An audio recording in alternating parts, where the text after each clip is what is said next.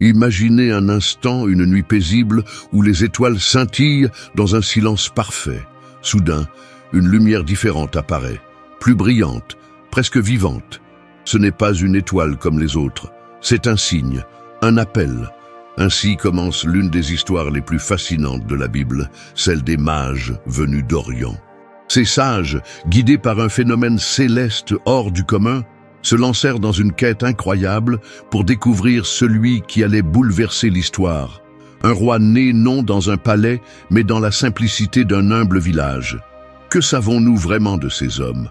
Leur véritable identité reste un mystère. Étaient-ils des prêtres, des érudits ou des astrologues?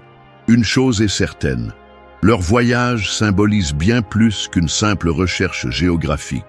C'était une quête de sens, un acte de foi, une aventure où chaque pas sous cette étoile miraculeuse portait une promesse divine.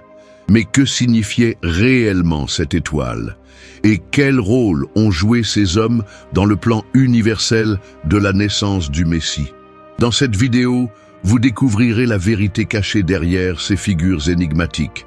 Nous plongerons dans leurs origines, leur voyage extraordinaire et les cadeaux mystérieux qu'ils offrirent à l'enfant Jésus.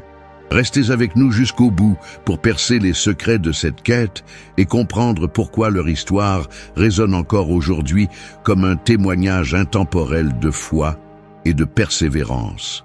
Sous un ciel limpide où les étoiles semblent suspendues comme des joyaux lumineux, un phénomène inexplicable apparaît soudain.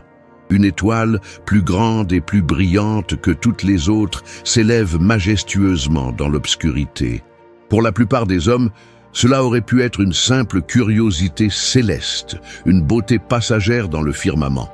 Mais pour un groupe d'hommes sages vivant dans des contrées lointaines, c'était bien plus qu'un spectacle cosmique. C'était un appel, un signal divin qui déclenchait une aventure inscrite dans le plan céleste. Ces hommes, que l'on nomme les mages, avaient passé leur vie à observer les étoiles. Dans les vastes plaines de la Perse ou les cités animées de la Babylonie, leur nuit était consacrée à scruter les cieux, interprétant les messages codés que les astres semblaient transmettre.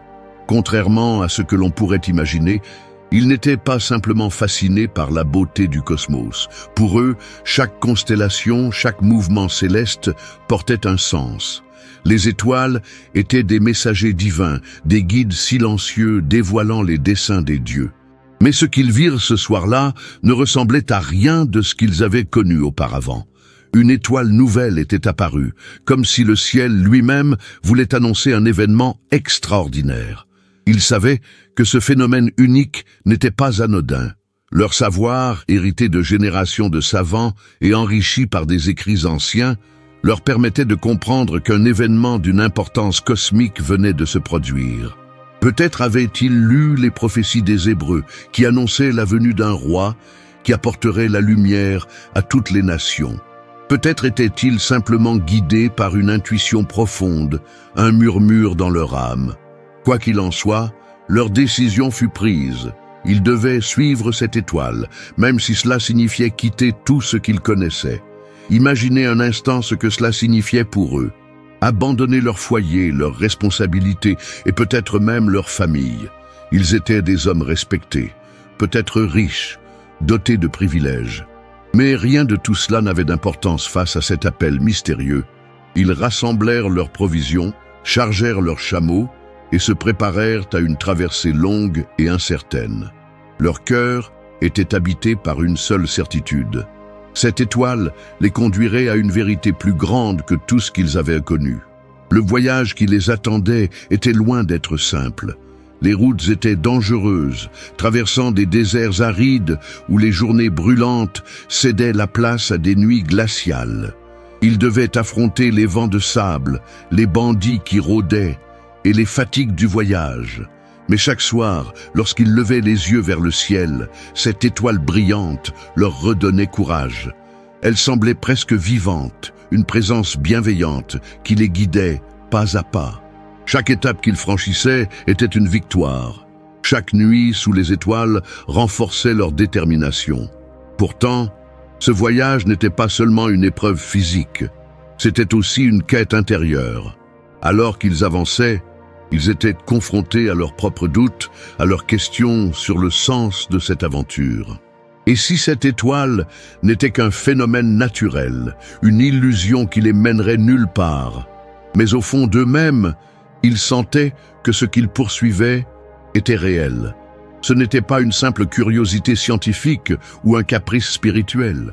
C'était une conviction profonde, une certitude que quelque chose de divin les attendait à la fin de leur chemin. Leur identité elle-même restait un mystère. Certains récits parlent d'hommes issus de traditions zoroastriennes, une religion ancienne qui vénérait le feu et les astres comme des manifestations de la divinité. D'autres les décrivent comme des conseillers royaux, des érudits proches des cours orientales, experts en astronomie, en philosophie et en théologie. Ce qui est certain, c'est que leur savoir les plaçait parmi les élites intellectuelles de leur époque, mais leur quête transcendait leur statut ou leur érudition. Elle révélait une humilité rare, celle de reconnaître qu'il existait une vérité plus grande que leur propre sagesse. À mesure qu'ils avançaient, une question restait suspendue dans leur esprit. Quel roi cette étoile annonçait-elle ? Les grands souverains naissaient dans des palais entourés de richesses et d'honneur, mais tout en eux leur disait que ce roi serait différent. Peut-être les textes qu'ils avaient étudiés parlaient-ils d'un sauveur humble, d'un guide spirituel qui changerait le monde non par la force, mais par l'amour et la lumière. L'idée de rencontrer un tel roi éveillait en eux une curiosité et une révérence qui dépassaient tout ce qu'ils avaient vécu. Leur voyage, bien qu'ardent et mystérieux, portait une leçon universelle. Il nous rappelle que parfois, les plus grandes vérités se trouvent au bout des chemins les plus incertains. Leur histoire n'est pas seulement celle d'un déplacement géographique, mais d'une transformation intérieure. Chaque pas qu'ils faisaient sous cette étoile était un témoignage de leur foi, une foi qui leur disait que ce qu'ils cherchaient valait tous les sacrifices du monde. Et c'est précisément cette étoile, ce guide silencieux mais inébranlable, qui leur rappelait une chose essentielle. Ce n'est pas seulement la destination qui compte, mais la quête elle-même. Une quête qui allait bientôt les mener à une rencontre qui changerait leur vie, et la nôtre, pour toujours. Les jours qui suivirent leur départ furent marqués par une détermination silencieuse. Chaque matin, les mages se réveillaient avec une seule certitude, l'étoile continuerait de les guider. Elle brillait haut dans le ciel, constante, semblant presque se déplacer au rythme de leur voyage. À leurs yeux, ce n'était pas un simple phénomène céleste, mais une intervention divine. Elle leur parlait, bien que silencieusement, leur indiquant que leur mission était d'une importance capitale. Pourtant, les défis étaient nombreux. Traverser les vastes étendues désertiques représentait un défi colossal.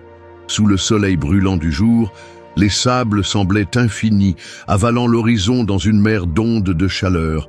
Les chameaux, bien que résistants, progressaient lentement, et chaque pas semblait les éloigner un peu plus de leur confort d'origine.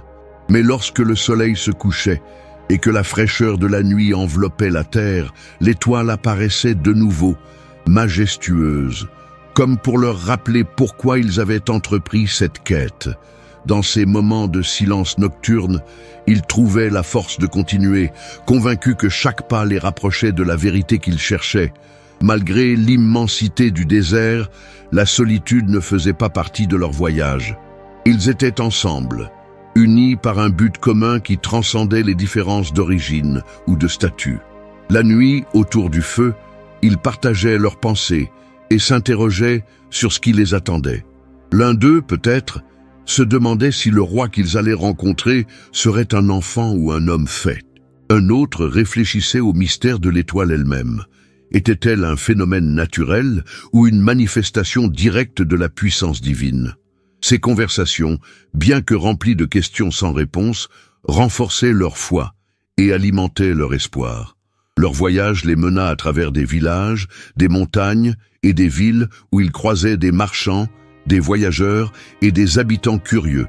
Chacun de ces arrêts leur apportait de nouveaux défis et parfois des moments de doute. Pourquoi les autres semblaient-ils indifférents à cette étoile si claire dans le ciel? Pourquoi personne d'autre ne semblait entreprendre un tel voyage? Et pourtant, au fond d'eux-mêmes, ils savaient que leur mission était unique. Ce n'était pas à tout le monde de suivre cette étoile. Elle leur était destinée à eux seuls. Ce qui les guidait, en plus de la lumière céleste, c'était leur connaissance des écrits anciens. Certains pensent que ces mages avaient étudié non seulement les textes de leur propre culture, mais aussi les prophéties hébraïques. Ils avaient peut-être lu dans les anciens rouleaux qu'un roi naîtrait un jour à Bethléem. Un roi qui ne gouvernerait pas par la force, mais par l'amour et la justice. Ces prophéties, combinées aux signes célestes qu'ils avaient vus, leur donnaient une direction claire. Cependant, même avec ces indices, ils ne savaient pas exactement ce qu'ils trouveraient à la fin de leur chemin. Une nuit, alors qu'ils traversaient une vallée sombre, le vent se leva, soulevant des nuages de poussière qui obscurcirent temporairement le ciel.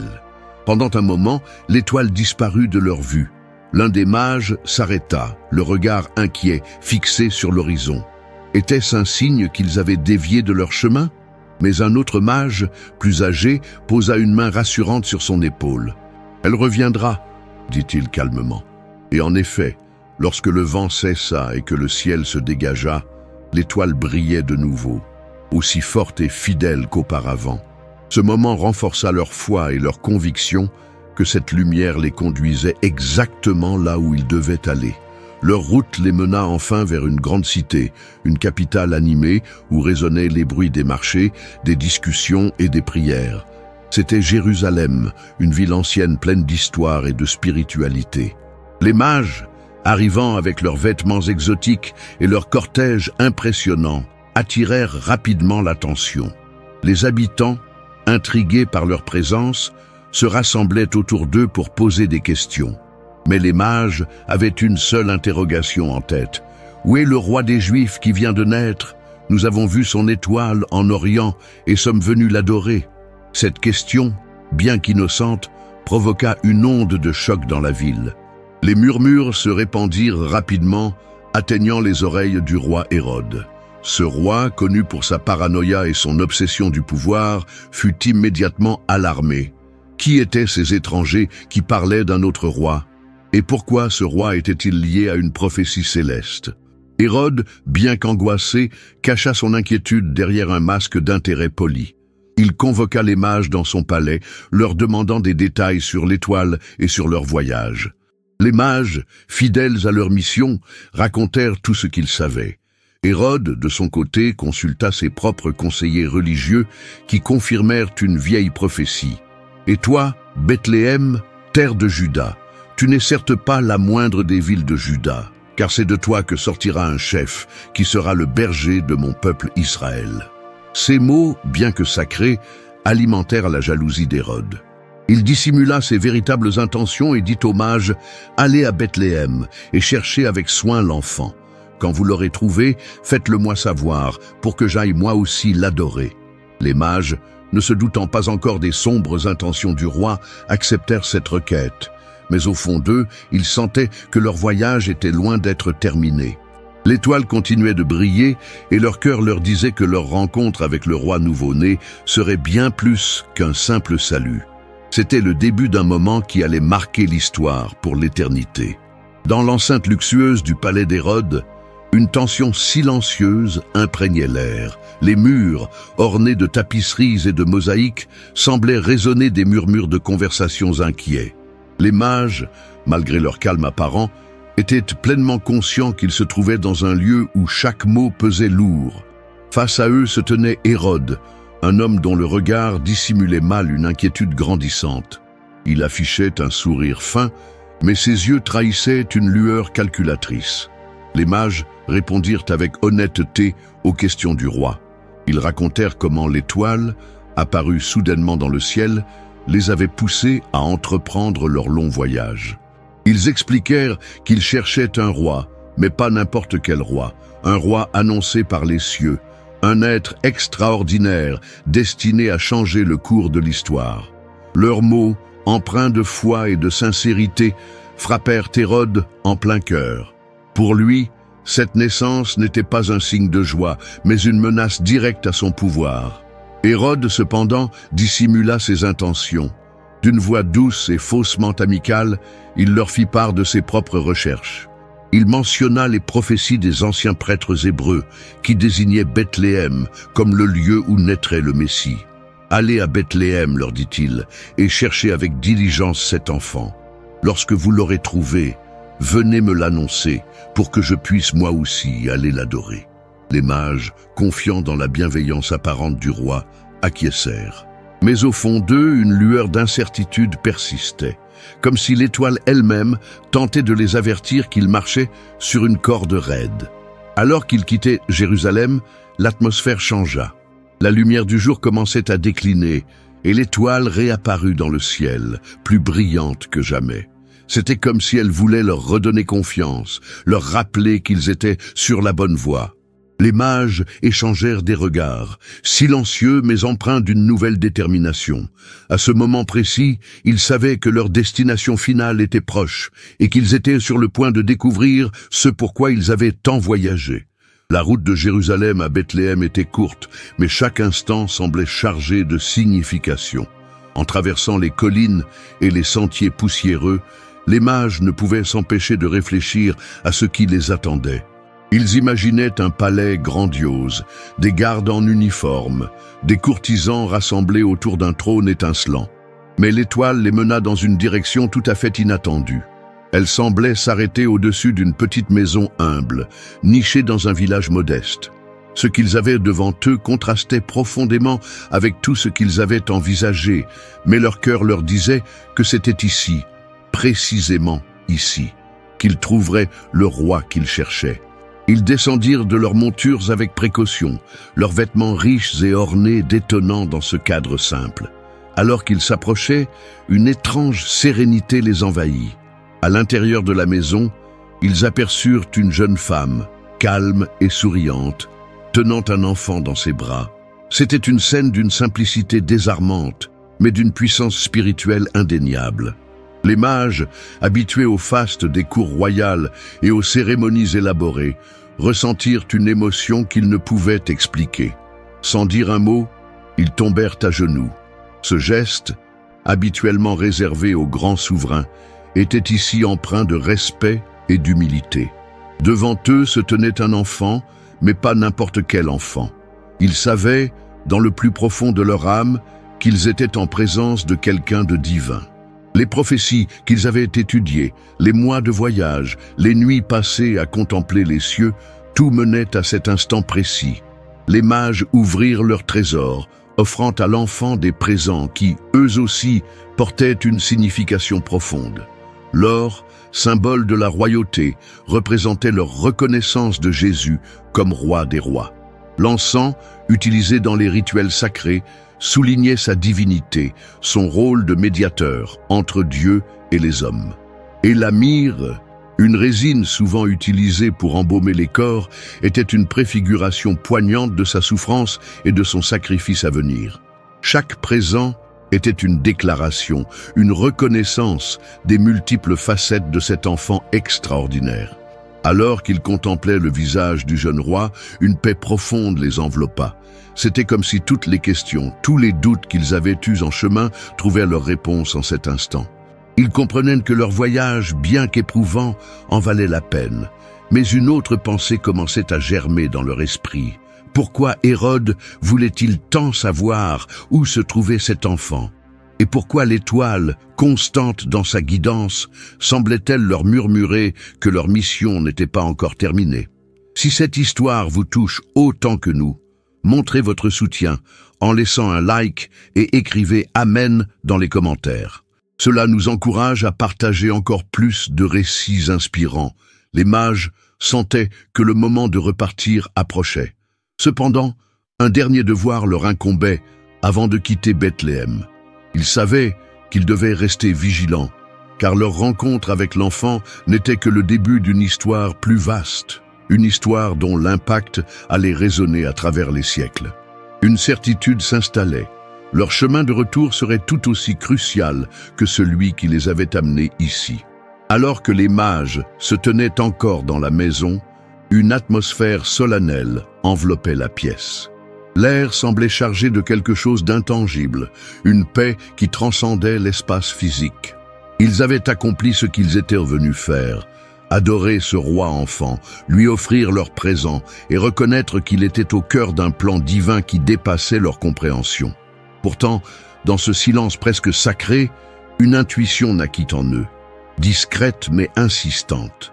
Quelque chose les avertissait que leur mission n'était pas encore tout à fait terminée, qu'un choix crucial se profilait à l'horizon. La nuit tombée, les mages décidèrent de se reposer avant de reprendre leur chemin. Dans le calme de la nuit, leurs pensées tournaient autour de leur rencontre. Chaque détail semblait gravé dans leur esprit. Le regard apaisant de la mer, la simplicité de la demeure, et surtout, l'étrange certitude que cet enfant marquait un nouveau départ pour l'humanité. Cependant, une ombre planait encore sur leur cœur, Hérode. Pourquoi ce roi, habité par une telle autorité, semblait-il si inquiet à propos de ce bébé?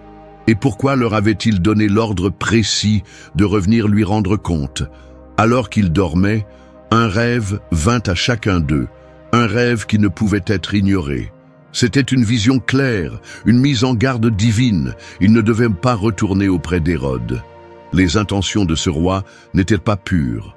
Ce message, bien qu'étrange et troublant, confirmait ce qu'ils avaient commencé à soupçonner. L'étoile qui les avait guidés jusque-là ne les avait pas abandonnés. Elle continuait de veiller sur eux, cette fois, à travers une intervention surnaturelle. Au matin, ils échangèrent leurs rêves, découvrant avec stupeur qu'ils avaient tous reçu le même avertissement. Il ne s'agissait pas d'une simple coïncidence. La décision fut prise immédiatement. Ils rentreraient dans leur pays, mais par une route différente, évitant soigneusement Jérusalem et le regard attentif d'Hérode. Ce choix n'était pas sans danger. En désobéissant à un roi aussi puissant, ils prenaient le risque d'attirer sa colère. Mais leur loyauté envers l'enfant qu'ils avaient rencontré et envers le message divin qu'ils avaient reçu surpassait toute autre considération. Leur départ fut discret. Alors que l'aube se levait, ils quittèrent Bethléem, leur cœur lourd mais résolu. En chemin, ils repensèrent à tout ce qu'ils avaient vécu. Chaque étape de leur voyage semblait maintenant prendre un sens nouveau. L'étoile, la guidance divine, les épreuves sur la route, tout les avait préparés à ce moment. Mais une question les hantait encore. Pourquoi ce roi enfant, né dans l'humilité, suscitait-il tant de peur et de fascination? Les jours suivants furent marqués par un mélange d'anticipation et de vigilance. Bien qu'ils aient évité Jérusalem, chaque village qu'ils traversaient semblait porter l'écho des rumeurs. Les habitants parlaient de Hérode, de son caractère imprévisible, de ses décisions brutales. Les mages comprenaient de plus en plus que leur choix de ne pas retourner auprès de lui était non seulement sage, mais essentiel. Ils ressentaient une responsabilité nouvelle, comme si leur devoir allait au-delà de leur propre quête. Chaque nuit, en levant les yeux vers le ciel, ils cherchèrent l'étoile. Bien qu'elle ne brillât plus pour les guider, son souvenir continuait de les inspirer. Elle leur rappelait que parfois, la foi demande de marcher dans l'obscurité, sans garantie, mais avec la certitude intérieure que l'on suit le bon chemin. Leur voyage de retour était différent du premier. Ils n'étaient plus les mêmes hommes. Ils avaient vu quelque chose de sacré, touché une vérité qui les avait transformés. Sur le chemin, ils commencèrent à réfléchir à la manière dont ils partageraient leur histoire une fois rentrés chez eux. Comment expliquer à leurs proches ce qu'ils avaient vécu? Comment mettre en mots l'immensité de cette rencontre? Ils comprenaient que leur témoignage ne serait pas seulement celui d'un voyage physique, mais d'une transformation spirituelle. Il ne s'agissait pas seulement d'avoir vu un roi, mais d'avoir été témoins de la main de Dieu à l'œuvre dans le monde. Mais alors qu'ils approchaient de leur destination, un sentiment persistant restait avec eux. Bien qu'ils fussent honorés d'avoir été choisis pour cette mission, ils savaient que leur rôle n'était qu'une petite pièce dans un puzzle beaucoup plus vaste. L'histoire de cet enfant ne faisait que commencer, et ils ressentaient une certitude. Ce qu'ils avaient vu à Bethléem allait un jour changer le monde. Dans cette prise de conscience, une profonde humilité les envahit.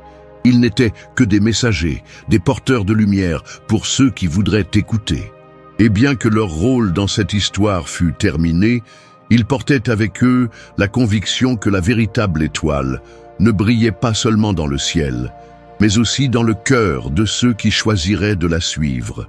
Sur leur chemin de retour, les mages ressentaient encore l'écho vibrant de leur rencontre avec l'enfant et sa mère. Chaque détail de cette scène restait gravé dans leur mémoire. La lumière douce qui baignait la pièce, le regard apaisé de Marie, et surtout, la sérénité presque palpable qui émanait de l'enfant. Mais alors qu'ils avançaient, le poids de ce qu'ils avaient vu commençait à prendre une nouvelle dimension. Ils ne revenaient pas seulement avec le souvenir d'un moment sacré, ils portaient aussi une responsabilité profonde, celle de préserver le mystère et la vérité de cette rencontre.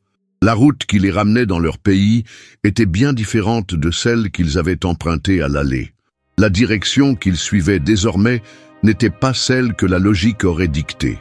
En évitant Jérusalem et la cour d'Hérode, ils se forçaient à emprunter des chemins moins sûrs, des routes secondaires où les dangers étaient nombreux.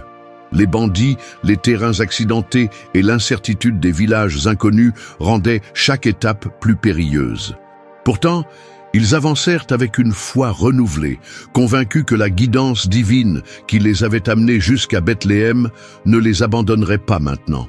Pendant leur nuit de repos sous le ciel étoilé, ils trouvèrent le temps de réfléchir à tout ce qu'ils avaient vécu. La simplicité de l'enfant contrastait tellement avec les richesses et les fastes auxquels ils étaient habitués. Pourtant, ils ressentaient au fond d'eux-mêmes que cette humilité n'était pas un hasard. Cela leur rappelait que la véritable grandeur ne réside pas dans les palais ornés d'or, mais dans une force intérieure, un dessein plus grand que les ambitions humaines. Ils se demandaient comment un enfant né dans une telle modestie pourrait un jour accomplir les prophéties grandioses qu'ils avaient lues. Mais quelque chose dans leur cœur leur disait que c'était précisément là que résidait la sagesse divine. Leur voyage était aussi l'occasion pour eux de penser aux cadeaux qu'ils avaient offerts. L'or, l'encens et la myrrhe. Chacun de ces présents portait un message qui allait bien au-delà de leur valeur matérielle. En repensant à ces symboles, ils réalisaient que, sans même en comprendre toute la profondeur, ils avaient été les porteurs d'une révélation. L'or pour un roi, l'encens pour un dieu, la myrrhe pour un sacrifice. Ces offrandes n'étaient pas seulement des trésors, elles annonçaient l'histoire que cet enfant écrirait un jour. Mais leur esprit était aussi troublé par une pensée qui les poursuivait. Qu'allait faire Hérode? Ils savaient que ce roi, dont la peur transparaissait derrière chaque mot de politesse, n'abandonnerait pas si facilement. Hérode avait le pouvoir, les ressources et la volonté de protéger son trône à tout prix. Les mages comprenaient que leur choix de ne pas retourner auprès de lui avait non seulement sauvé leur propre vie, mais pourrait aussi, d'une manière qu'ils ne pouvaient expliquer, protéger celle de l'enfant. Cependant, cette menace persistante d'Hérode rendait chaque pas plus lourd, chaque regard par-dessus leur épaule plus inquiet. Alors qu'ils avançaient sur des chemins de plus en plus isolés, ils commencèrent à remarquer un changement en eux. Ce n'était plus simplement un voyage vers leur maison, c'était une transformation intérieure. La rencontre avec l'enfant leur avait montré une vérité qu'ils ne pouvaient ignorer. Leur vie, jusque-là centrée sur la recherche de signes dans les étoiles, avait pris un nouveau sens. Ils avaient suivi une étoile pour trouver un roi, mais ce qu'ils avaient découvert était bien plus grand qu'une figure royale. Ils avaient été témoins d'un amour divin incarné dans la simplicité. Chaque village qu'ils traversaient leur offrait une opportunité de partager ce qu'ils avaient vu. Mais ils se rendaient vite compte que les mots manquaient pour exprimer pleinement la portée de cette expérience. Comment décrire l'étoile? Comment expliquer la présence mystérieuse et apaisante de cet enfant?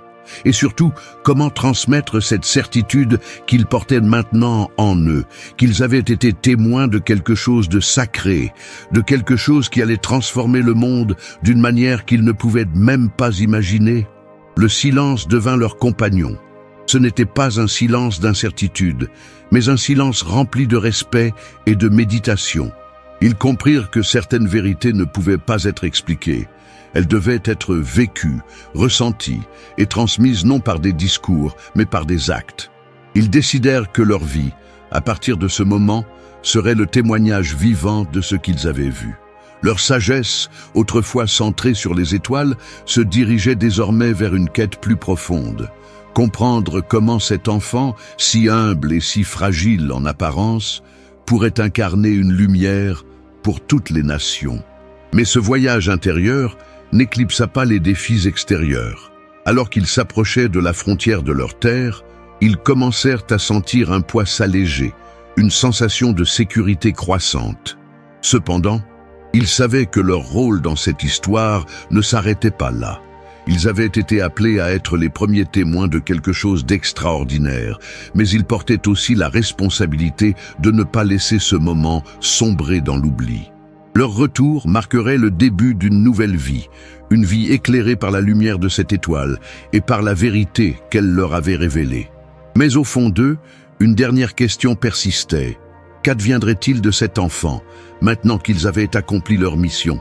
Ils savaient que l'histoire ne faisait que commencer et ils portaient de l'espoir que le monde entier, un jour, verrait ce qu'ils avaient vu.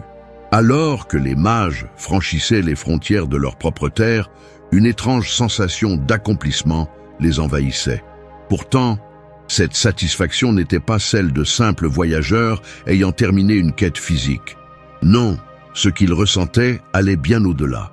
C'était comme si leur retour annonçait le début d'une mission encore plus profonde, quelque chose qui dépasserait leur propre vie. Ils ne rentraient pas seulement avec le souvenir d'une rencontre divine, mais avec une révélation qui transformerait leur compréhension du monde et leur rôle en son sein. Les discussions entre eux devinrent plus intenses à mesure qu'ils retraçaient mentalement les événements. Chaque détail de leur voyage semblait chargé de symbolisme. L'étoile, par exemple, n'était plus seulement un guide céleste dans leurs esprits, mais une preuve tangible d'une intervention divine dans l'histoire humaine. Était-il possible que cette lumière soit le reflet d'une promesse beaucoup plus ancienne, une promesse qui remonte au jour où l'humanité cherchait encore désespérément des signes de rédemption? Leur émerveillement face à cette idée leur rappelait que le mystère qu'ils avaient rencontré à Bethléem n'était pas seulement destiné à eux, mais à toute l'humanité. En retournant à leur vie quotidienne, les mages comprirent rapidement que ce qu'ils avaient vécu les avait irrévocablement changés. Leur responsabilité, autrefois centrée sur l'étude des étoiles et le service des rois de leur propre royaume, semblait désormais prendre un second plan. Ils avaient été témoins de quelque chose de plus grand que toute royauté terrestre. Un royaume qui transcendait le temps et l'espace. Mais comment traduire cela dans leurs actes? Cette question les hantait, les poussant à réfléchir sur leur rôle dans ce récit qui ne faisait que commencer. Le silence des nuits devenait le moment où ces réflexions s'approfondissaient. Sous le ciel immuable, ils scrutaient les constellations avec un regard nouveau. Les étoiles, qu'ils avaient autrefois interprétées comme des messagers du divin, semblaient maintenant leur raconter une autre histoire. Elles ne faisaient plus qu'annoncer des événements, elles témoignaient de leur accomplissement. L'étoile qui les avait guidés semblait toujours briller dans leur mémoire, comme un rappel constant que les cieux eux-mêmes avaient célébré la naissance de cet enfant. Mais ce souvenir lumineux n'effaçait pas la menace persistante qui planait sur l'enfant. Les mages se demandaient souvent si leur choix, suivre l'étoile, adorer le roi enfant, et surtout désobéir à Hérode, avait réellement contribué à protéger le Messie. Ils savaient que Hérode, avec sa soif insatiable de pouvoir, ne renoncerait pas si facilement. Ce roi calculateur n'accepterait jamais l'idée qu'un autre puisse régner, même si ce règne était spirituel et non terrestre. Les mages ressentaient une certaine responsabilité, bien qu'ils fussent désormais à des centaines de kilomètres de Bethléem. Leur retour devint alors une occasion de prière. Chacun dans son cœur adressait des supplications au ciel, demandant que l'enfant soit protégé, que sa mission puisse s'accomplir malgré les forces qui tentaient de l'arrêter. Cette humilité face au divin leur montrait à quel point leur rôle, bien que significatif, n'était qu'une petite partie d'un plan infiniment plus grand. Ils n'étaient que des instruments, et cela leur suffisait. Dans leur propre peuple, leur récit attira l'attention. Les voisins, les amis et même les membres de la cour royale voulaient entendre les détails de leur voyage. Pourtant, les mages restèrent prudents. Ils savaient que ce qu'ils avaient vu ne pouvait pas être résumé en simples mots. Comment expliquer la lumière divine dans les yeux de cet enfant, ou la manière dont son regard semblait percer jusqu'au fond de leur âme? Comment décrire l'étoile, dont l'éclat surpassait tout ce qu'ils avaient observé auparavant, comme si elle portait la signature même de Dieu? Peu à peu, ils réalisèrent que ce n'étaient pas tant les détails du voyage qui comptaient, mais l'essence de leur expérience. Leur témoignage ne devait pas simplement relater une aventure, mais inspirer une quête similaire chez ceux qui les écoutaient. Ils voulaient que leur peuple comprenne que ce roi, bien que né dans une contrée lointaine, était destiné à régner sur tous, à unir les nations sous une bannière de paix et d'amour. Alors que les jours se transformaient en mois, puis en années, les mages continuèrent à méditer sur le sens profond de leur voyage. Leurs études des étoiles prirent une nouvelle direction. Ils cherchaient désormais à comprendre comment le ciel reflétait le plan divin, non pas comme un ensemble d'événements isolés, mais comme une symphonie cosmique orchestrée par une main bienveillante.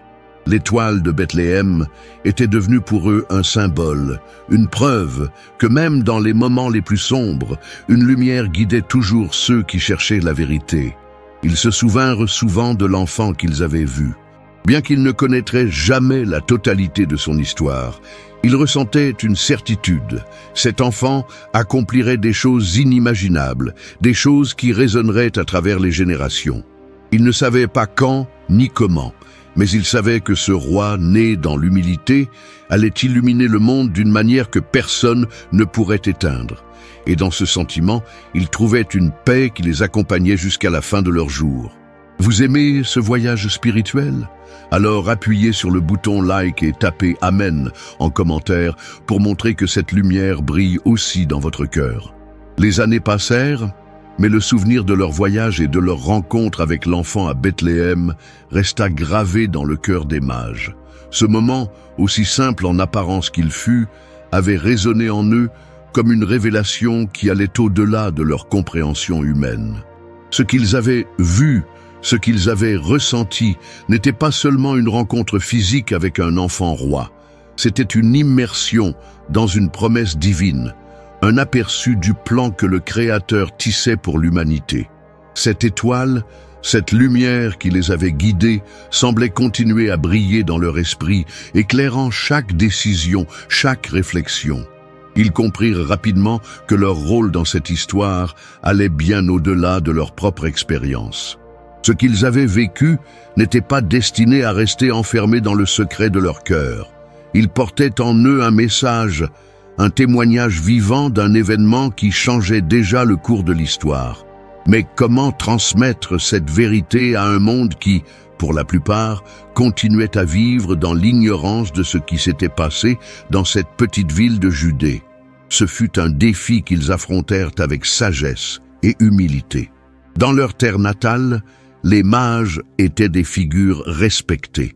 Leurs connaissances en astronomie, en philosophie et en spiritualité faisaient d'eux des conseillers précieux auprès des rois et des puissants. Pourtant, après leur retour de Bethléem, leur vision du monde avait changé. Ils savaient désormais que même les plus grands monarques de la terre n'étaient rien en comparaison de ce qu'ils avaient vu.